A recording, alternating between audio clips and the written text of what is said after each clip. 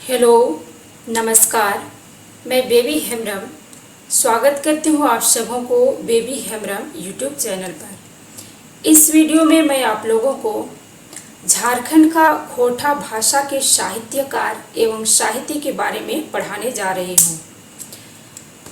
सबसे पहले हम लोग खोटा भाषा का उद्भव एवं विकास कैसे हुआ, इसके बारे में थोड़ी बहुत चर्चा कर लेते हैं। यहाँ एक साहित्यकार हैं, ए.के. झा। ए.के. झा के अनुसार खोटा भाषा भारत की प्राचीनतम लिपि खरोष्ठी से संबंधित है। साहित्यकार ए.के. झा के अनुसार खोटा भाषा भारत की प्राचीनतम लिपि खरोष्ठी से संबंधित है। खोटा भाषा का लोक साहित्य एवं शिष्ट साहित्य बहुत ही समृद्ध है। लोक साहित्य के अंतर्गत लोकगीत एवं लोक कथा की परंपराएं प्रायः सभी क्षेत्र में देखने को मिलती है। यहाँ लोकगीत के अंतर्गत सोहर गीत, करम गीत, जितिया गीत, टुसु गीत और फगुआ गीत प्रचलित हैं, तो लोक कथा के अंतर्गत राजा, मंत्री, राजकुमार और योद्धाओं से संबंधित लोक कथा प्रचलित हैं। आजादी के पहले के खोटा साहित्यकार के रूप में भुवनेश्वर दत्त शर्मा को माना जाता है। जब हम लोग गुलाम थे, 1947 के पहले खोटा साहित्य के रूप में भुवनेश्वर दत्त शर्मा को माना जाता है।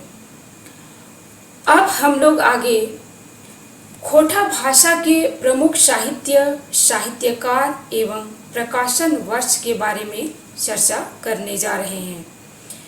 प्रमुख साहित्य और साहित्यकार इस प्रकार हैं। पहला है श्रीनिवास पानुरी, और इनकी जो संकलन है वो खोटा संकलन है मेघदूत, और ये मेघदूत का प्रकाशन हुआ है 1950 ईस्वी को।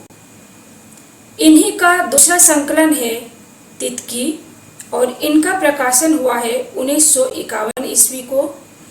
नेक्स्ट है दिव्य ज्योति और बाल किरण, ये उनके पुस्तक हैं और इनका प्रकाशन 1954 ईस्वी को हुई है। नेक्स्ट है मातृभाषा, जो खोटा पत्रिका है, ये भी श्रीनिवास पानुरी जी का ही है और 1957 ईस्वी को प्रकाशित हुए हैं। नेक्स्ट है श्रीनिवास पानुरी जी का ही पाक्षिकिया पत्रिका, वो है खोटा, और इनका प्रकाशन हुआ है 1970 ईस्वी को। नेक्स्ट खोटा साहित्यकार हैं गजाधर महतो, और गजाधर महतो के रचना है पुटुस फूल, जिनका प्रकाशन 1988 ईस्वी को होता है, और इसी का दूसरी रचना है एक टोकरी फूल, जिनका प्रकाशन हुआ है 1985 ईस्वी को।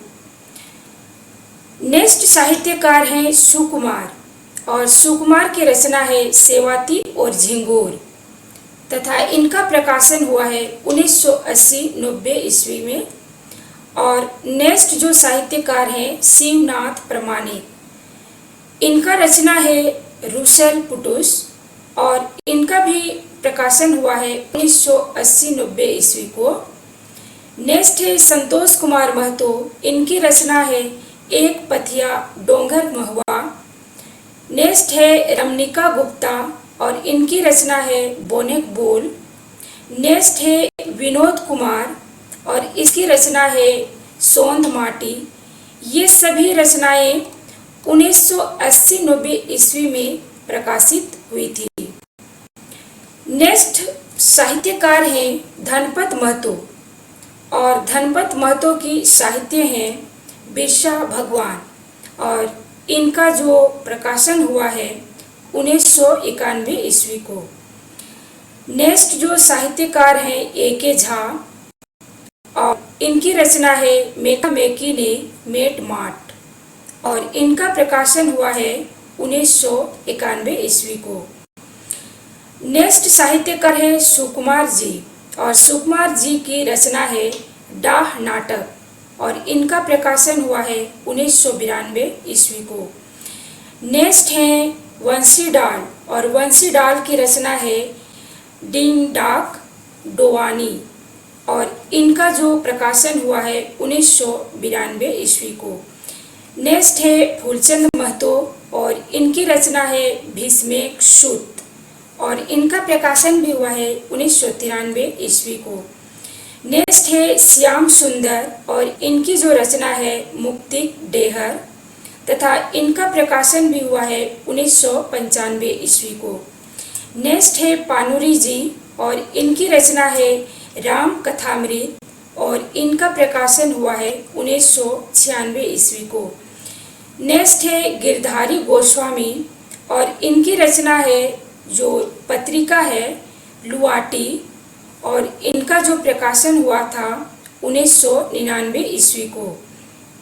नेक्स्ट है अनिल कुमार गोस्वामी, और अनिल कुमार गोस्वामी की द्विमासिक पत्रिका है सहिया।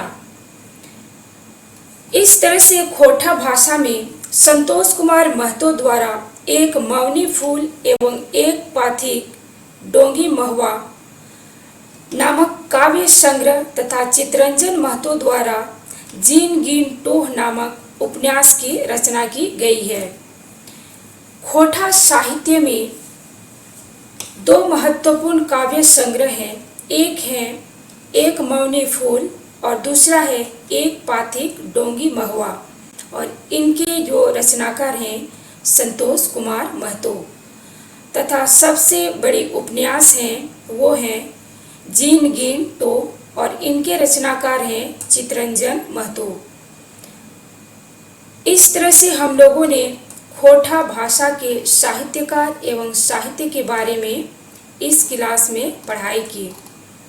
दोस्त, मुझे लगता है आप लोगों को ये क्लास अच्छी लगी होगी, और अगर अच्छी लगी हो तो प्लीज़ लाइक कीजिएगा और शेयर कीजिएगा, और इसी तरह से मेरे और भी नए नए वीडियो चाहिए तो बेबी हेम्ब्रम यूट्यूब चैनल को सब्सक्राइब कीजिएगा।